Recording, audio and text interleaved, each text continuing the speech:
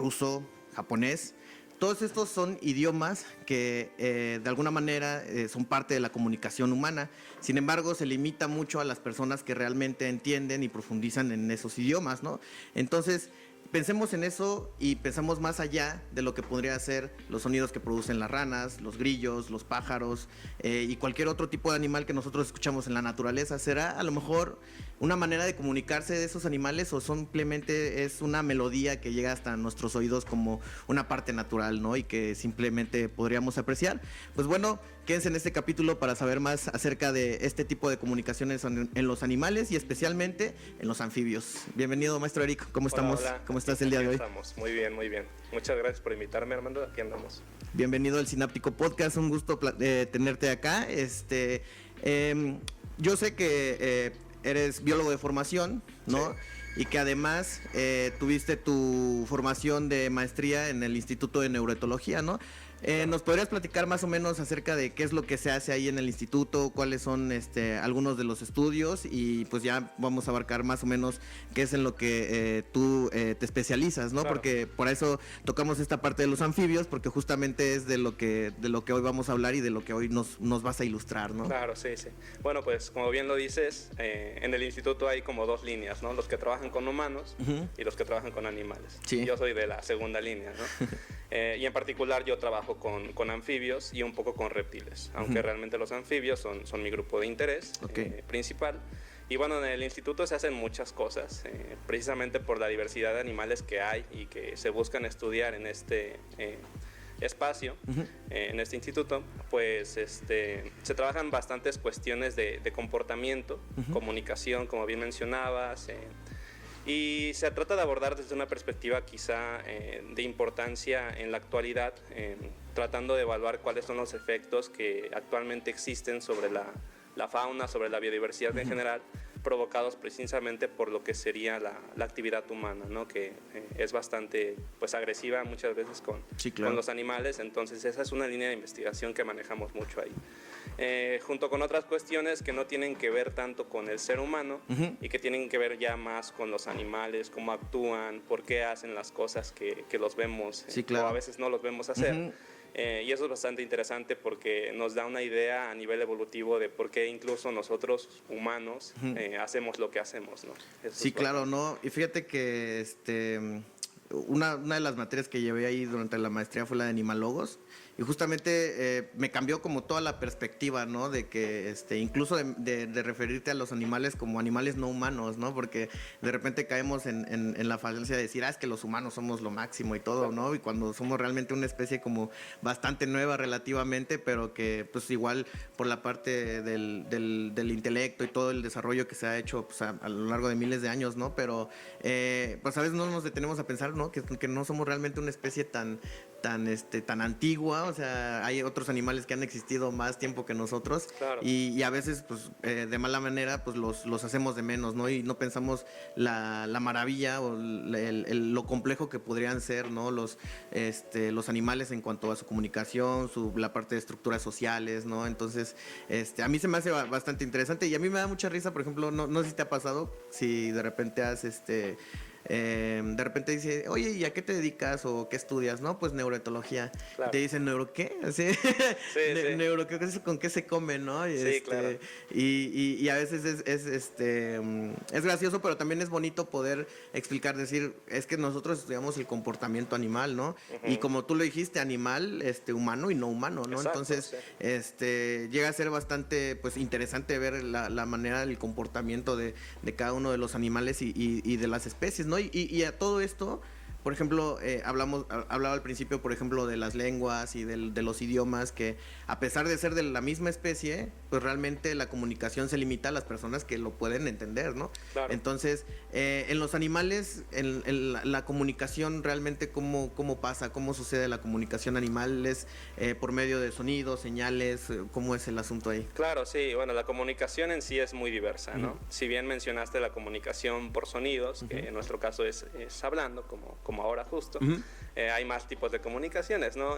Química, visual, tenemos distintos tipos de comunicación. Y me gustaría destacar un punto que mencionaste, que es que nosotros siendo la misma especie tenemos pues idiomas diferentes, ¿no? Y algo similar pasa dentro de las mismas especies de animales, ¿no? Puede pasar que por región geográfica, por estar aisladas unas poblaciones de otras de la misma especie, ya no se entienden unas a las otras, porque ya cada una ha tenido su proceso evolutivo bien diferente, y aunque son la misma especie, se ven exactamente igual, ya su comunicación por sonidos no les permite de alguna manera reconocerse. Sí, entonces ahí también se ven unos patrones que como humanos también nosotros vivimos, ¿no? Sí, fíjate que curiosamente, de manera graciosa, me acordé, no sé si alguna vez viste una película de huevos. Sí. Ya ves que hay una parte en donde ya la gallina está buscando sus huevos y se topa con unas gallinas como extranjeras, ¿no? Así que pues todas son gallinas, ¿no? Al final de cuentas, y dices, ¿por qué no la entenderá? Y ahorita que lo dices de esa manera, como que cobra un poco de sentido, ¿por qué no se pueden entender y necesitan a una traductora gallina que sabía cómo porque antes estuvo ahí, ¿no? Exacto. Y sabía cómo comunicarse y cuál era el lenguaje, ¿no? Sí, y es gracioso porque dices, son las mismas especies, pero pues no se logran entender porque son ambientes distintos, ¿no? Claro. Ecosistemas diferentes, digamos, ¿no? Sí, y así sucede en general, ¿no? Y bueno, ya centrándonos un poco en la comunicación acústica, que es lo que particularmente yo trabajo, pues es un medio de comunicación bastante antiguo, ¿no? Y se cree que está asociado a la oscuridad. Pensemos en ambientes oscuros, en ambientes donde quizá verse no es tan práctico. Bien. Se ha planteado que en algún momento los sonidos fueron una alternativa para comunicarse en ambientes donde la visibilidad no era tan buena. Y por eso precisamente la comunicación sonora está muy asociada con animales nocturnos. Y en estos animales nocturnos tenemos como ejemplo a los anfibios, que yo te mencionaba antes que a nivel evolutivo pues fueron los primeros vertebrados después de los peces que salieron del agua, ¿no? Entonces en un ambiente totalmente diferente que es la tierra, pues ahí se empezaron a observar otras cuestiones como la comunicación por sonidos. Sí, claro. Y hay algo bastante interesante ahí que también hay que establecer mucho, ¿no? Hay que dejar muy en claro que es que nosotros como humanos a nivel de sonidos estamos muy limitados. No todo sonido, quitando ese concepto antropogénico, no todo sonido nosotros lo podemos escuchar. Nosotros escuchamos cierto rango de frecuencias, que de hecho los micrófonos, todo lo que nosotros desarrollamos, celulares, bocinas, tienen un rango de frecuencias que usualmente va desde los 20 hasta los 20.000. Exacto. Más o menos en eso anda nuestro rango de audición. No siempre, en cuanto vamos creciendo, vamos perdiendo las frecuencias altas, ¿no? Y los niños son los que son capaces de escuchar frecuencias altas. De hecho, hay pruebas, ¿no? Que hacen así de que, a ver, qué tan desgastado ya tienes tu oído, y de repente hay unos que siguen manteniendo la mano de que siguen escuchando la frecuencia, ¿no? Ya se vuelve indetectable, ¿no? Claro, sí, y es bastante complejo. También hay que tener cuidado con esas pruebas, las tiene que realizar bien un especialista, porque tú dices, ya no las escucho, pero a lo mejor tiene que ver con que tu equipo no produce bien esas señales, ¿no? A esas frecuencias, y tú ya te asustaste y dices, no, ya no escucho, pero realmente tu equipo que estás usando no lo permite. Y hablando un poco de animales, pues las señales acústicas que ellos utilizan, muchas veces podemos llegar a pensar que un animal no hace sonidos simplemente porque nosotros como humanos no tenemos la capacidad de escucharlo. Y eso pasa con muchos animales. Usualmente el rango que está por debajo de nuestra capacidad se conoce como infrasonido, y el que está por arriba son ultrasonidos. En infrasonidos tenemos ejemplos como los elefantes, las ballenas. Ese tipo de frecuencias bajas son muy efectivas a largas distancias, y en particular en el medio acuático, ¿no? Sí, claro. Y las señales muy altas en frecuencias que corresponden a sonidos muy agudos, y un ejemplo muy claro son, por ejemplo, los insectos o los murciélagos.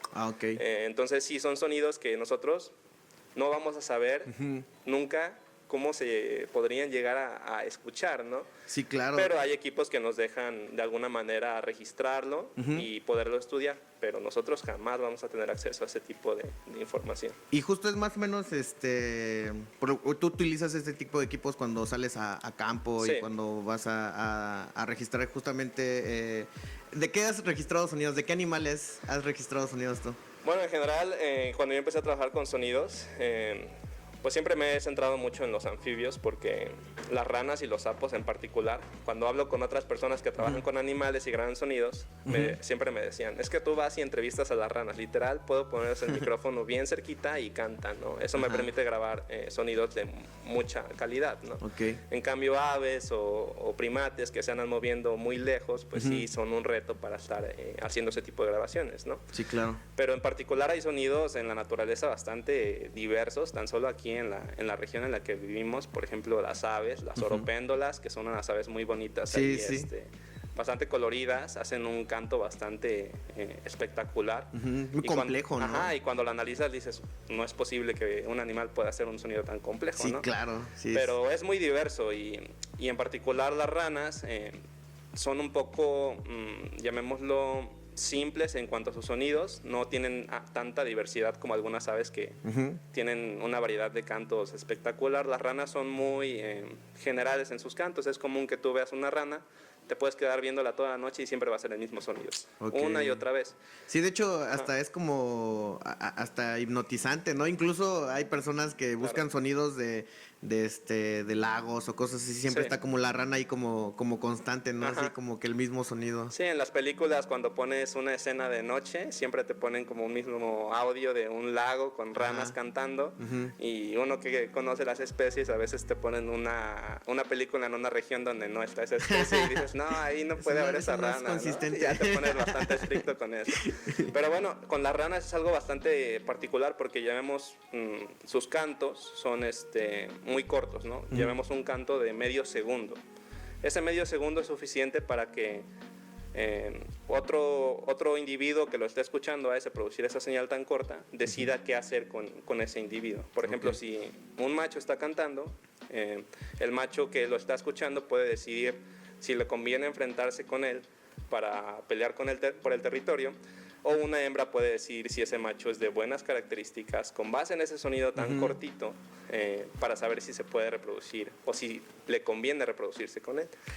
Sí, entonces es bastante interesante allí. Y aparte porque pues sí se puede lograr entender ese por qué elegir a un macho que hace el canto más complejo o más afín, ¿no?, a lo que esperaría la hembra, ¿no? Porque estamos hablando del aprendizaje, ¿no? Sí, claro. Pues al final de cuentas, pues también los animales no humanos van a estar aprendiendo de su entorno, y también se van a estar dando cuenta de cómo es la mejor manera de poder, digamos, cortejar a una hembra, ¿no? Y hablamos de la complejidad porque, bueno, digamos, a la hembra va a estar seleccionando lo mejor, ¿no? Entonces, claro, en ese sentido, pues el hecho de que escoja a alguien que haga una rana que haga la acústica más compleja, dice, no, pues ese tiene capacidad de aprendizaje, pero de aprender también a sobrevivir, de tener a las crías a largo plazo, ¿no? De tener una buena descendencia, ¿no? Claro. Y es ahí en donde de repente cae la complejidad de poder estudiar este tipo de, digamos, de animales, ¿no? O en general muchas especies,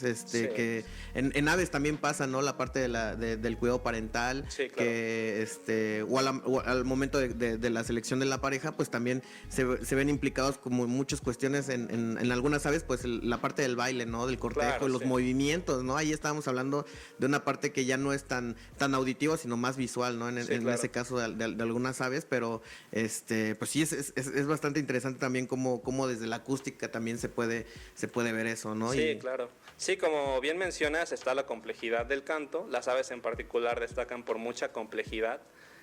Y hay aprendizaje, como bien dices, ¿no? En muchos anuros no se ha encontrado esa capacidad de aprender propiamente nuevos sonidos para incorporarlos a su repertorio, pero en las aves sí, ¿no? Y usualmente una mayor complejidad es asociada a un individuo que pues tiene más tiempo para aprender, ¿no? O que ha sobrevivido más tiempo, y eso a la hembra le da información para saber si se puede reproducir con él, ¿no? Sí, claro. Y en particular cuando hablamos de otros animales, ahora centrándonos de nuevo en ranas, por ejemplo. Que justo te iba a preguntar, ¿qué son los anuros? Sí, claro. ¿Son un tipo de anfibios? Sí, claro. Bueno, antes de empezar con lo que te había mencionado, podemos dejar claro eso porque no lo habíamos mencionado. Porque si no, ¿qué tal? Sí, bueno, los anfibios, que que hay como ya bastante información en relación con ellos, pues son un grupo de vertebrados, ¿no? Animales que tienen este endoesqueleto óseo, ¿no? Como nosotros. Okay. Y los anfibios destacan a nivel externo, así los podemos identificar muy fácil porque la piel la tienen, llamémoslo, desnuda. No tienen ni pelo, ni escamas como los reptiles, y tampoco tienen plumas como las aves. Okay. Entonces, entre vertebrados terrestres no hay forma de confundirlos. Órale. Aunque a veces hay reptiles que tienen escamas tan pequeñas que parecen anfibios. Sin embargo, ahí haciendo una... Así como un análisis bien fino, viéndolo ¿no? bien, pues sí te das cuenta de que no se trata de un anfibio. Por ejemplo, las besuconas, que le llaman las lagartijas que están ahí en las paredes, mucha gente piensa que son anfibios y en realidad son reptiles, ¿no? Sí, ¿no? Solo que no se les ven porque son como casi transparentes, ¿no? Sí, y bueno, tenemos 3 grupos de anfibios bien diferenciados, que son los anuros, donde están las ranas y los sapos. Tenemos a los caudatos, donde están las salamandras, donde también están los ajolotes, los tlaconetes en general. Y tenemos otro grupo que es el más desconocido, que se llama cecilias. Cecilias. Ese grupo en particular son como una especie de lombriz, como anilladas, se le ven unos anillos a lo largo del cuerpo. Usualmente tienen coloraciones como oscuras, marrones o negras. Sí. Y viven bajo tierra. Entonces la probabilidad de verlas, por ejemplo, yo que me he dedicado a esto por años, yo nunca he visto una... No manches. Así, en vida silvestre, ¿no? Órale. Usualmente se ven cuando hay, por ejemplo, construcciones en los bosques o algo así, y sacan tierra a las máquinas, como escarban, pues ahí es donde están esos animales y salen, ¿no? Pero son bastante raros. ¿Pero son más grandes que las lombrices o cómo son? Sí, son más grandes. En particular alcanzan entre 1 metro de longitud, a veces un poco más. No manches, no sé si son grandes, o sea, pero tampoco son serpientes, ¿no? No son serpientes y tienen los ojos un poco como vestigiales, llamémoslo. Sí les sirven para detectar luz, pero no se les detectan como a un anfibio normal, como una rana, un sapo, que sí se ven los ojos bastante bien. A veces los tienen por debajo de la piel, entonces se ven como una pequeña manchita negra y precisamente por los hábitos que tienen. Bajo tierra no te sirve mucho una visión buena, ¿no? De ahí la comunicación. Pero sí es muy desconocido ese grupo de anfibios. Y también hacen sonidos para comunicarse. También señales táctiles, sonidos, comunicación química en esos anfibios en particular destaca.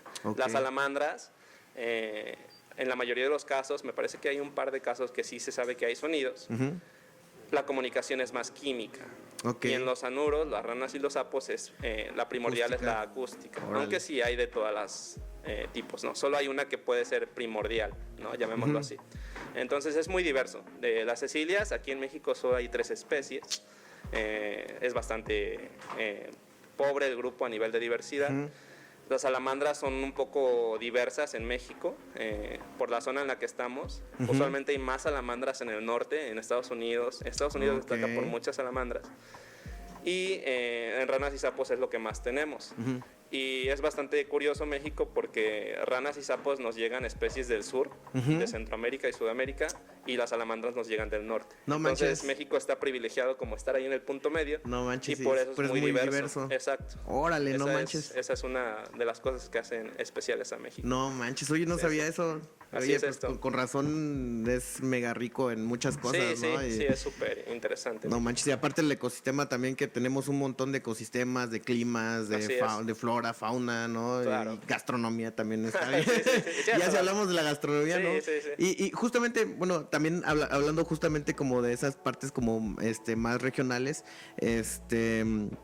pues también incluso en el propio idioma, ¿no? Dices, no, pues es que en México hablan de una forma y en Colombia de otra y en Chile de otra, ¿no? Entonces, ya solo yéndonos a México, pues también hay un chingo de acentos, ¿no? Así un montón de pues sí es español y sí son mexicanos, pero pues te vas a la costa y hablan de una forma, te vas a Yucatán y hablan de otra, te vas a Chiapas y hablan de otra, ¿no? Entonces cada lugar incluso tiene su manera de adoptar una cuestión, ¿no? Y también lo relacionaba mucho con lo que decías de los animales, que a pesar de ser igual la misma especie, ya no estamos hablando del mismo idioma, ya estamos hablando de regiones, ¿no? Claro. La propia región te puede cambiar la manera en la que hablas, ¿no? Por cómo te desarrollas, por toda la parte familiar y todo eso, pero es en un lugar en donde estás, ¿no? Entonces, lo que casi que te determina cómo vas a hablar, ¿no? Entonces... Sí, y así pasa con los animales en general. Con aves vas a encontrar bastantes artículos que te hablan de cultura, de transmisión cultural, precisamente porque ellos reciben cierto aprendizaje de lo que es su región, ¿no? Sí, claro. Y vivir en una región o vivir en otra es totalmente diferente, o sea, causa que todo sea muy distinto para esos animales, ¿no? Y también vemos esto, le podemos llamar acentos, le podemos llamar variaciones, pero sí hay diferencias y te digo que a ese nivel llegan de que no se reconocen ya en ocasiones. Sí, y no sé si tú sabes, pero por ejemplo ahorita se me ocurre que también pasa que igual hablamos de una manera estando en un lugar, haz de cuenta que donde naces, no sé, yo he conocido personas, no voy a decir quiénes, que por ejemplo se van al norte, ¿no? Sí. Y de repente ya vienen hablando así como que bien regio, ¿no? Y así como que así, fierro pariente, ¿no?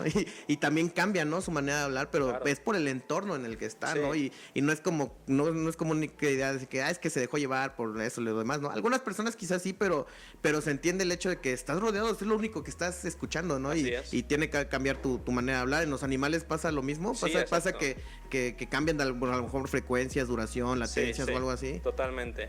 Eso como tal le denominan plasticidad vocal. Ok. ¿no? Entonces hay animales que tienen más o menos plasticidad, ¿no? Y se ve en varios contextos, ¿no? No solo como moviendo a un animal de lugar y estimulándolo con vocalizaciones diferentes, sino que pasa con muchas otras cuestiones, ¿no? Por ejemplo, te hablaba al principio de que nosotros vemos como el impacto humano, ¿no? Y los humanos en particular somos muy ruidosos con nuestras actividades. El tránsito vehicular, las construcciones, todo eso es un ruido que nosotros realmente ya estamos un poco habituados, pero que no deja de ser bastante agresivo para la fauna, ¿no? Sí, claro. Entonces, en esa plasticidad vocal se ha visto que los animales, antes de explicar eso, me gustaría mencionarte que usualmente en las caricaturas se ve que cuando un personaje, por ejemplo, se hace muy chiquito, su voz se vuelve muy aguda, ¿no? Sí. Y al revés, si se vuelve muy grandote, se hace muy grave, ¿no? Entonces, un animal más grande usualmente suele ser más atractivo, entonces vocalizar grave le sirve.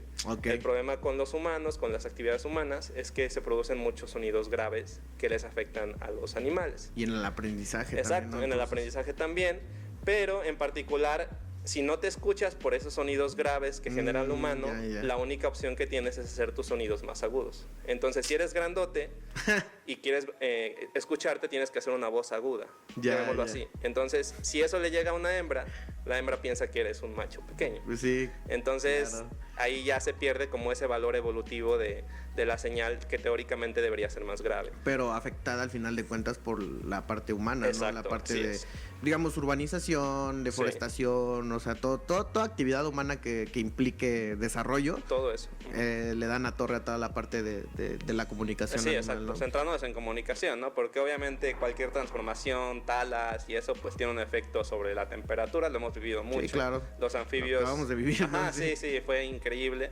Los incendios, todo lo que se generó, pero en particular los anfibios, a diferencia de nosotros, son ellos ectotermos, perdón. Entonces regulan su temperatura en función de la del ambiente.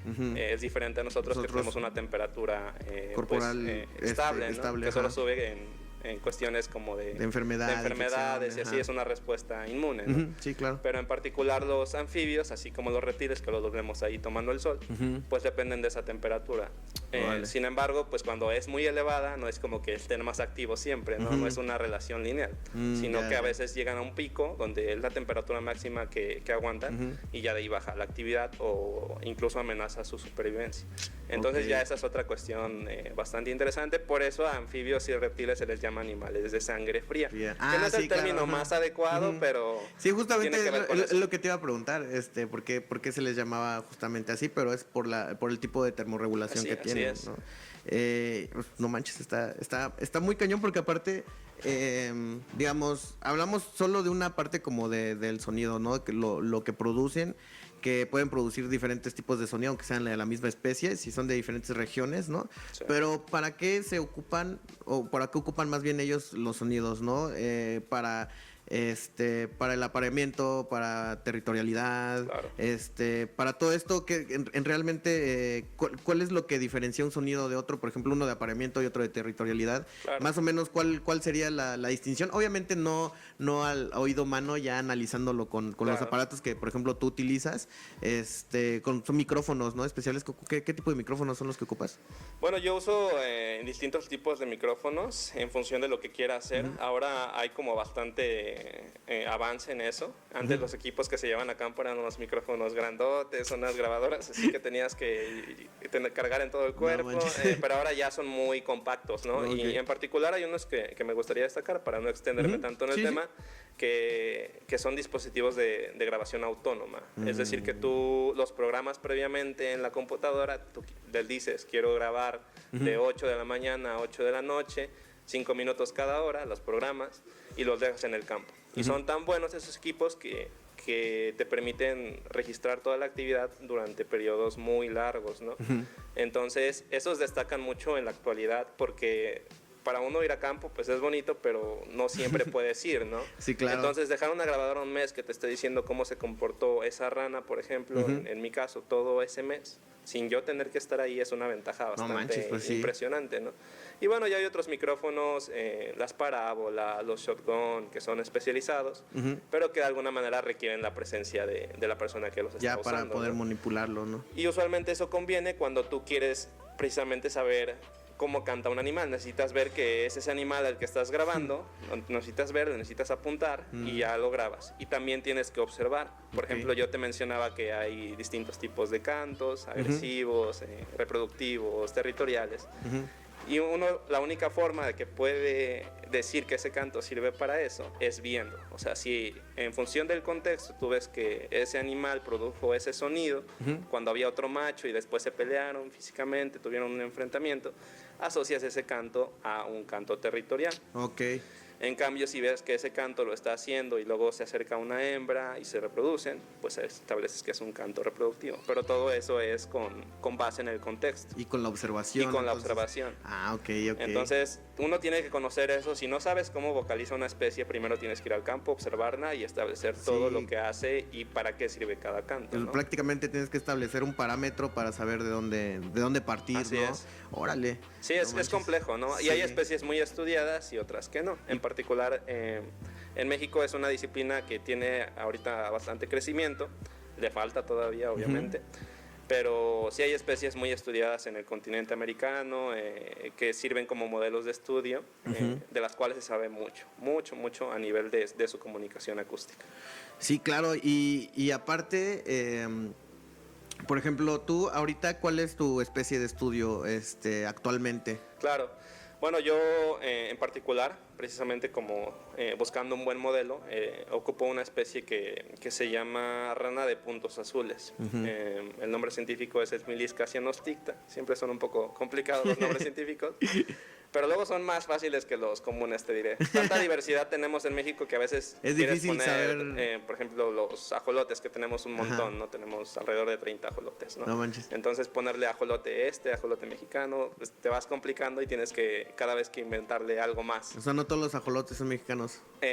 Bueno, el ajolote mexicano de nombre común no es la única especie que hay en México. Hay varias, ¿no? Okay. Entonces cuando tienes 100 especies de un género, por ejemplo, que son muy similares, pues a cada una le buscas un nombre común y por lo mismo de que hay tantas, te complicas un poco con esa cuestión, ¿no? Y le inventas algo más, ¿no? Por ejemplo, las lagartijas que siempre vemos en los parques que andan tomando el sol son de un género que se llama Celoporus, ¿no? Okay. Entonces esas lagartijas se les llama lagartijas espinosas de algo, en función de qué especie sean. Lagartija espinosa del mezquite, lagartija espinosa de tal cosa. Entonces se inventan algo para hacer un nombre común muy complicado de tanta diversidad que hay, ¿no?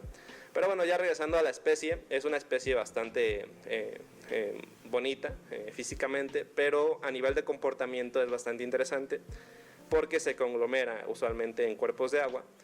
Bastantes machos están ahí vocalizando para atraer a las hembras, pero obviamente... ¿Vocalizan debajo del agua? No, parcialmente sumergidos en el agua. El sonido, eso es interesante porque hay señales que sí viajan en las ranas que están en ese estado, parcialmente sumergidas. Las señales viajan tanto por el agua como por fuera del agua, ¿no? Pero en particular yo estudio por fuera, ¿no? Ya grabar bajo el agua requiere otro tipo de equipos que sí se puede. pero es más complejo, ¿no? Entonces, en particular esas ranas se conglomeran en estanques. Ahí, no sé, pensemos en un estanque del tamaño de esta mesa, ¿no? Puedes ver 5 o 6 machos vocalizando, y obviamente a los machos en algún punto, que haya otro macho captando la atención de las hembras, les puede llegar a molestar, ¿no? Llamémoslo así. Entonces se vuelve una arena de peleas ese estanque, ¿no? Y esas ranas se hacen pues peleas bastante interesantes, se hacen llaves, se dan patadas, se dan cabezazos. No manches. Es bastante complejo y es algo que es difícil de observar en general, ¿no? Pero esa rana yo me la encontré en algún momento estando por la región de los Tuxtlas. Y en particular vi que tenía esa facilidad de observar ese tipo de comportamiento de manera muy constante. Entonces la seleccioné precisamente pensando en que yo quiero observar algo, porque a veces uno selecciona una especie y ver la conducta en particular que quieres estudiar es muy poco frecuente. Sí, claro. Entonces tienes que seleccionar un buen modelo, y en este caso seleccioné ese. Y en particular también es una rana que le gusta mucho meterse a los tanques de rotoplas, los tanques de agua de las casas, porque busca agua, ¿no? Es lo que necesita para reproducirse. Y entonces está muy expuesta a contaminantes, tanto químicos, pero en particular yo en mi investigación me centro en contaminantes de luz artificial y de ruido por tránsito vehicular, que es algo a lo que están muy expuestos. ¿Cómo es la contaminación por luz? O sea, la del auditivo sí la he escuchado, y obviamente también por contaminación química, pero la otra, ¿cómo es? La de luz, ¿cómo es que llega a afectar? Sí. ¿Es por luz ultravioleta o por ciertos tipos de luces o incandescentes? Claro, en particular yo me centro en la luz LED que tienen las casas usualmente. A nivel global se considera que la luz LED blanca es la más común. Y en particular yo me intereso en ver qué efecto tiene sobre ritmos circadianos, por ejemplo, de actividad. Al afectar esos patrones de luz y oscuridad con luz en la noche, en inglés le llaman ALAN. De luz artificial de noche, ¿no? Encuentras muchos artículos sobre ALAN. Pues tiene efectos incluso sobre nosotros humanos, ¿no? Sí, claro. Nos dicen que tener la luz encendida durante altas horas de la noche o estar con el teléfono nos afecta nuestros ciclos de sueño. Sí, claro. Puedes tener una luz en el estanque en el que te vas a reproducir. En el caso de las ranas, pues les afecta para saber si están en un horario en el cual deberían o no vocalizar.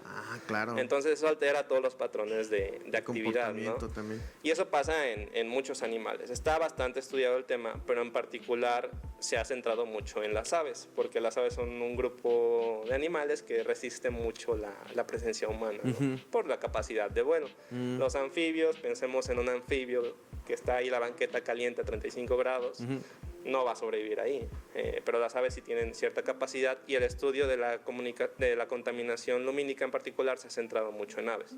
En anfibios no está tan desarrollado, es un poco más reciente, pero en particular yo encontré esa especie que sí está expuesta ahí, ¿no? Y la puedo utilizar como un buen modelo para eso. Pero la luz es eso, es una modificación que ocurre sobre los patrones naturales de luz y oscuridad, ¿no? Sí, claro. Y así es como funciona. No es tanto la naturaleza de la luz, sino la presencia. En situaciones que no deberían haber presencia de luz, ¿no? Así es. Y pues sí, justamente yo creo que en eso recae, al final de cuentas, por ejemplo, el estudio en general de muchas especies y de los animales, porque pareciera que es algo muy específico, así como que solo la acústica y eso, pero es que dentro de todo eso es un mundo, eso es complicado poder establecer ciertas estructuras y todo lo complejo, toda la complejidad que es realizar una vocalización, ¿no? Y por ejemplo, a veces me acuerdo de las clases de comunicación animal que decían, no, pues ¿qué es lo que realmente estás comunicando? ¿No? Un mensaje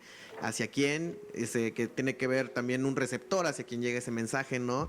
Y obviamente si estamos alterando todo el ecosistema, toda la parte del entorno para que ese mensaje no llegue adecuadamente al receptor, que en teoría tendría que ser alguien de la misma especie o en el mismo grupo de individuos, si no lo está recibiendo bien, pues va a haber obviamente alteraciones en cuanto a estructuras sociales, ¿no? En cuanto a apareamiento, la parte de la territorialidad pues también se va afectada, y todo empieza a ser como se empieza a amarrar y dices, claro, o sea, no no solo es el hecho de que les quitemos el área natural, ¿no? O la parte del territorio, sino que aunque estemos de lejos, o sea, estamos afectando, ¿no? De alguna manera, ¿no? Entonces, es el impacto que tenemos nosotros como humanos y que ahí recae la importancia de estar estudiando cada detalle que hacen los animales, cada especie. En tu caso son anfibios, las ranas, y aparte ya te vas a especie más específica, ¿no? Y la importancia recae en poder preservar estas especies, ¿no? Que cada vez se van perdiendo. O sea, no sé si tendrás algún dato de cuántas especies por año o por mes, no sé cuántas se van perdiendo. Yo creo que son varias, ¿no? Y pues justamente yo creo que pues es importante que pues justamente conozcamos, a lo mejor que tengamos digamos qué podríamos hacer nosotros como personas, como ciudadanos normales para poder disminuir este impacto al ecosistema, ¿no? Podríamos, no sé, apagar las luces de nuestras casas en las noches, no hacer tanta fiesta en el patio, claro. En el patio de las casas, no sé, ese tipo de cuestionamientos que a veces yo creo que es importante de repente reflexionar y decir qué tanto como humanos, no como personas, como humanos, como parte de los seres vivos, estamos aportando a que no se pierdan tan rápido todas estas especies, ¿no? Sí, es complicado, ¿no? Ahora creo que mucha gente incluso llega a sentirse culpable por la situación actual de la naturaleza, ¿no? La biodiversidad, los patrones de extinción, y en particular yo creo que lo que puede hacer la gente es conocer, o sea, más allá de eso de tratar de hacer algo pues más fuerte como apagar las luces, que quizás no es tan viable pensando en que un callejón oscuro no es tan buen lugar para caminar. Yo creo que lo más importante y algo que se dice mucho cuando hablas de conservación y quieres convencer a la gente, que es lo primero que tienes que hacer para proteger o conservar algo es conocerlo, ¿no? Y mucha gente desconoce los animales que viven cerca o incluso en su casa, ¿no? Sí, claro, ¿no? Entonces, yo creo que lo primero es adentrarse a conocer lo que hay, y una vez que la gente conoce lo que tiene, es donde ya surge ese sentimiento de querer proteger. Y muchas veces esta protección depende de que uno esté activo y se oponga a muchas cuestiones que tienen que ver con pues, la degradación de la naturaleza, ¿no? Pensemos en el Tren Maya o mil cosas, ¿no? Sí.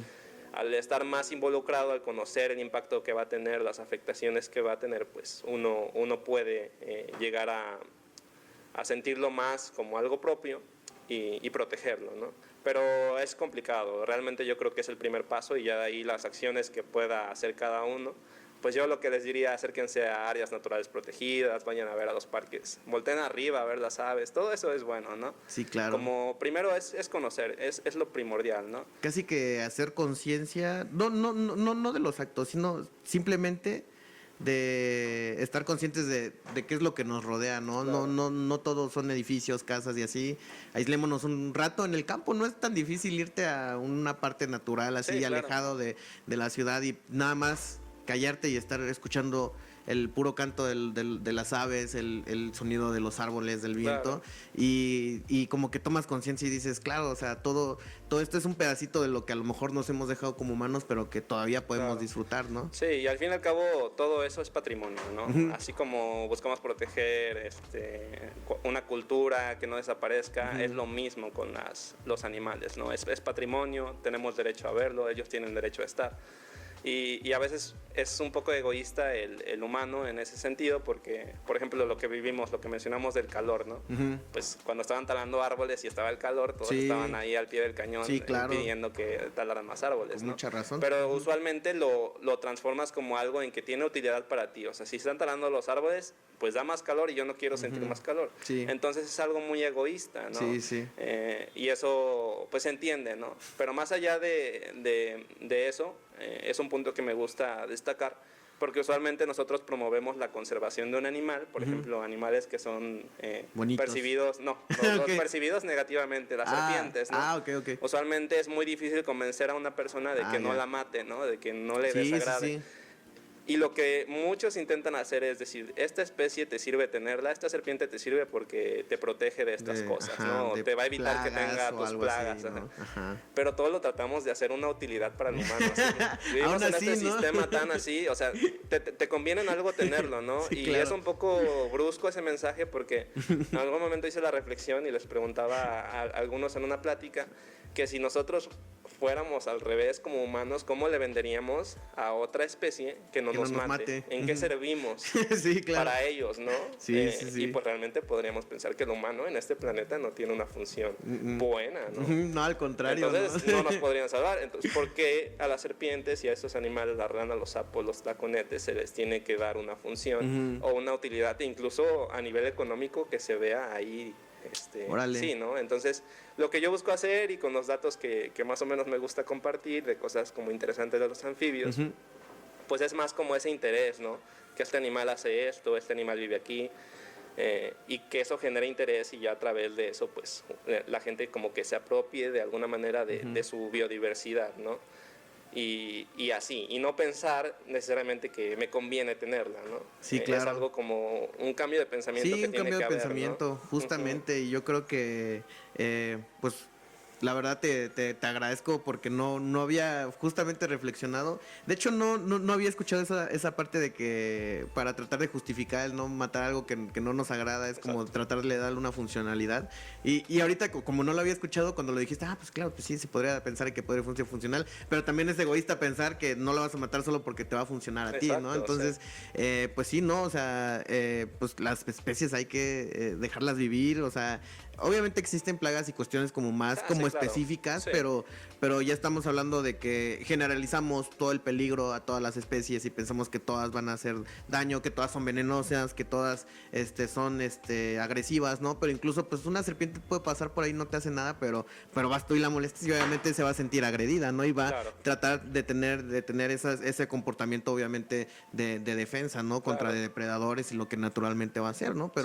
Pero justamente es ahí la manera de pensar, ¿no? Hay que cambiar ese pensamiento de decir, pues tenemos que dejar vivir a todos, ¿no? O sea, sí, claro, ¿no? Sí, ¿no? Y no debemos decidir nosotros. O sea, sí, claro. El problema es que lo mencionaste, ¿no? En algún momento nos sentimos como la cima, ¿no? De esa pirámide de la vida, claro. ¿no? Y no es así, ¿no?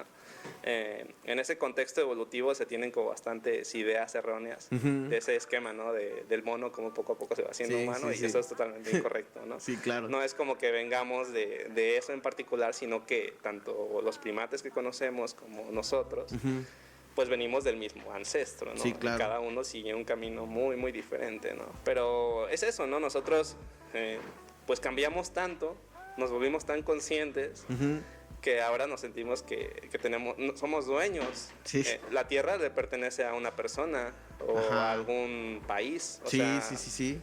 Sí, ya somos dueños y somos los que tomamos las decisiones. A ese nivel llegamos, ¿no? Pero eso no había existido, ¿no? Entonces ese es el dilema, más complejo, ¿no? Es complejo también de analizar. Son muchos cuestionamientos morales también que uno se hace, incluso pues tratamos de hacer también ciertas reglas o ciertos parámetros, digamos, bioéticos a la hora de estudiar a los propios animales, ¿no? Incluso al momento de estudiarnos a nosotros mismos, claro. Porque pues desarrollamos como esa conciencia, ¿no? Que muchas veces pues sí piensa en los demás y es como amigable así con otras cosas, pero pues también está el otro lado malo, ¿no? El lado de los intereses personales, el egoísmo y pues ya todo lo que es a nivel empresarial, industrial, y pum, empieza a crecer toda la parte de la exposición y del impacto humano, ¿no? Y claro. Que a veces pues dices, pues yo ya no puedo contra eso, o sea, ya ahorita, como tú dices, lo único que nos queda pues es concientizar, ser tal cual, válgame la redundancia, ser conscientes de dónde estamos y qué es lo que nos rodea y pues ahora sí que disfrutarlo y preservarlo lo más que podamos, ¿no? Porque tampoco, pues por más que queramos cambiar el mundo, pues solos no lo vamos a poder, pero yo digo que pequeños cambios, pues a largo plazo sí pueden hacer bastante impacto. Sí, mencionaste una palabra muy importante, disfrutarlo, ¿no? Y en particular es algo que más allá de lo que yo trabajo de investigación, yo disfruto mucho lo que hago, ¿no? Y lo que veo, y más allá de estudiar los efectos de la organización, la contaminación que te mencionaba, pues a mí me gusta ver animales, ¿no? Hago fotografía, hago video, entonces disfrutar es clave, ¿no? Yo la mayoría de gente que he compartido esa experiencia de ir a campo y ver animales, sean biólogos o no, la gente está contenta en el campo. Entonces les gusta estar ahí, ¿no? O sea, como que se olvidan el caos que es la ciudad, la vida humana, ¿no? Todas las preocupaciones que tienes, propiamente. Y creo que se disfruta, ¿no? En la mayoría de los casos es disfrutable. Salvo esos casos, ¿no? Donde ya los mosquitos te molestan, el calor, ¿no? Cosas así, claro. Pero pues la verdad es que vale la pena y yo creo que eso es como el mensaje, ¿no? Que lo disfruten porque realmente se puede, ¿no? Y hay donde hacerlo. Y en particular te mencionaba México y justo aquí donde estamos, Jalapa, Veracruz, son zonas privilegiadas, ¿no? Sí, claro. Entonces, pues es eso como la reflexión que debe quedar a nivel general. Nos desviamos un poquito. No, de hecho es justamente con eso me gusta luego ir cerrando luego los capítulos con una reflexión, o sea, claro.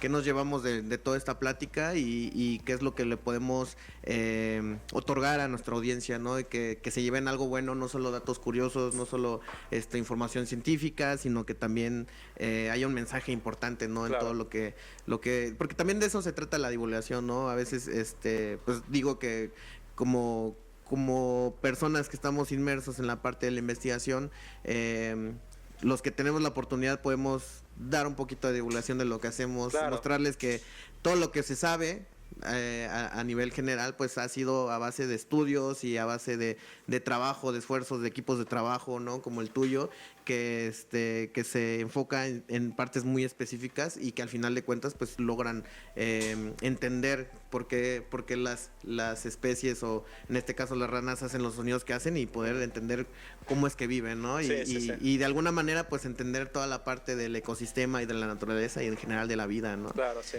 Y pues ¿tienes algo más que agregar? Pues no, la verdad es que obviamente uno podría seguir hablando horas y horas de esto, ¿no? Yo creo que en algún momento estaría bonito volver a platicar. Sí, de claro, otras un segundo capítulo eres bienvenido, ya sabes. Pero sí, te agradezco mucho igual por la invitación. Sí, siempre claro. A mí me gusta mucho hablar de anfibios. Sí, sí. Se notó. Está súper bien, eso es lo que nosotros estábamos esperando, claro, ¿no? Claro. Todo ese aprendizaje, a nosotros nos gusta estar claro. Aprendiendo de todos, de todo un poco y qué bueno que viniste, te agradezco que hayas aceptado la invitación y pues nada, pues si no hay nada más que decir, les agradezco por estar un capítulo más en el Sináptico Podcast. Nos estamos viendo en el siguiente capítulo. Muchas gracias al maestro Eric Ocaña, que nos visita desde el Instituto de Neurotología. Y pues eso sería de todo de mi parte. Muchas gracias y hasta el próximo capítulo. Gracias.